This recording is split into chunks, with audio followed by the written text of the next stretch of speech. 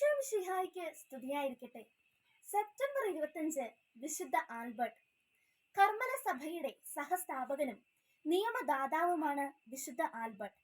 ഇറ്റലിയിലെ കസ്റ്റൽഗാത്തിയേരി എന്ന സ്ഥലത്ത് ഒരു കുലീന കുടുംബത്തിൽ ജനിച്ചു. 1180 പാവിയായിലെ ആശ്രമത്തിന്റെ സുപ്പീരിയറായി നിയമിക്കപ്പെട്ടു. 20 വർഷം പ്രേക്ഷിത പ്രവർത്തനങ്ങൾ നടത്തി.